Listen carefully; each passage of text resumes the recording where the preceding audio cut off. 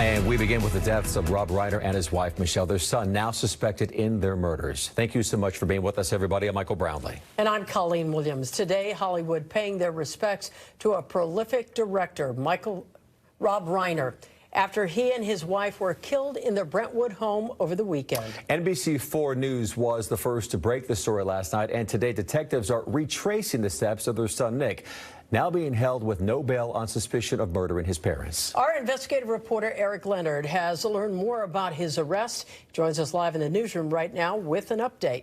Eric. Hi, Colleen and Michael. Well, our law enforcement contacts now tell us Nick Reiner was tracked down by a group of detectives who are often sent out to make high-risk arrests. They say they spotted Reiner smoking on a sidewalk near Vermont and Exposition and say he may have ridden public transit to get there. LAPD robbery homicide detectives are trying to follow Nick Reiner's path from the family home in Brentwood to Exposition Park, where he was arrested Sunday night. He was subsequently booked for murder. Now inside LA County Jail, where he's on a no-bail hold until he's charged and brought to court, which could happen in the next days.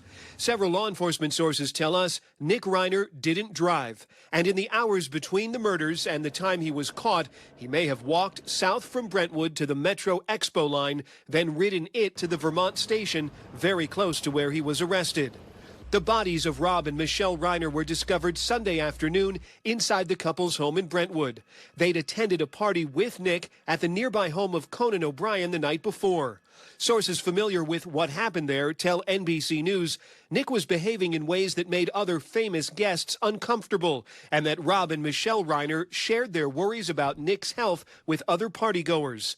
Nick is 32 years old and had a long struggle with drug abuse. He'd spent time in and out of rehab, which inspired the 2015 film he co-wrote with his father called Being Charlie.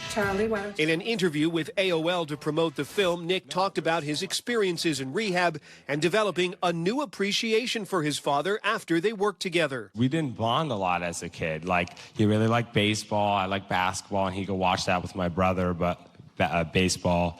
But I just, when I saw him do that, and it was something that I'm interested in, I was like, wow, like, he really knows a lot, and like, it made me feel closer to him. It's not clear yet if police believe the murders happened shortly after that Saturday night party or sometime on Sunday. The LA County Medical Examiner hasn't yet announced the causes or timing of their deaths. Nick Reiner was in police custody for about 8 hours before he went through the booking process, so it is possible he has spoken to police about what happened. The next significant development we're watching for should be the decision from prosecutors on what charges to file. That could happen as soon as tomorrow. Live in the newsroom, I'm investigative reporter Leonard, NBC4 News. Back to you.